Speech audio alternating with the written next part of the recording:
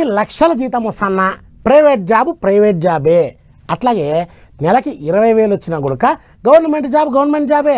అందుకే ప్రైవేట్ జాబులు చేసుకుంటా నెలకి లక్షలు సంపాదించుకున్న వాళ్ళంతా దీనికంటే ఆ 20,000 వచ్చే గవర్నమెంట్ జాబ్ వచ్చినా బాగుండు అని అనుకుంటా ఉంటారు.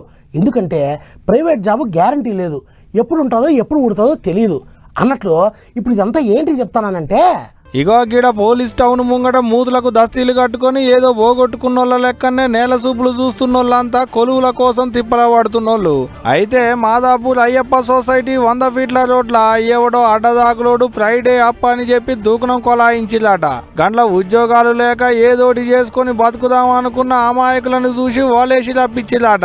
గట్ల 600 మందిని దనక రప్పించి తలకాయకు 150,000 దనక కట్టించుకున్నారట. అందరికి మోదాలు ట్రైనింగ్ ఉంటది, అటెనక మీకు ఎక్కడ కావాలంటే అక్కడ, ఏ పోస్టు కావాలంటే గా పోస్టు ఇస్తామన్నట్లు ఉద్యోగం ముచ్చట్లు చెప్పుకొచ్చిలాట.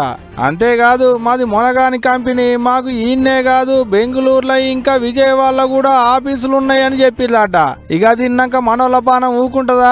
అసలే ఆశ ఎక్కువనాయే. అందరు పైసలు పోతే పోయినాయి, ఓ మంచి కొలువు వస్తుంది అనుకున్నారో ఏమో గాని అడిగినన్ని పైసలు వాళ్ళ బొందల పోసిర్రు.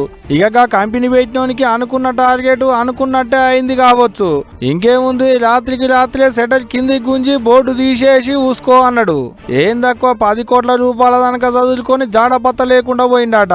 గీ అన్నలంతా మళ్ళా తెల్లారి ఊళ్ళకొచ్చి చూసేటోళ్లకు అంతా బోడబోడగున్నది. చూడండి, నమ్మి నానబోస్తే పుచ్చి బూలలైనట్టు నమ్మితిరా సిద్ధ అంటే ముంచితిరా సిద్ధ అన్నట్టు ఎట్లా టోపి పెట్టిర్రో. ఇంకో పెద్ద ముచ్చట ఏందంటే, గిట్లా మోసం చేసిన వాళ్ళ వెనక మార్ల ఓ పెద్ద రాజకీయ నాయకుడు సుతా ఉన్నాడు అనుకుంటూ మోసపోయిన గీ అన్నలు. మరి మాదాపూర్ పోలీసులుగా అడ్డదాకులోని ఎప్పుడు పట్టుకుంటారో, అప్పులు తెచ్చి కట్టి మోసపోయిన గీ అన్నలకు న్యాయం ఎట్లా చేస్తారో చూడాలి.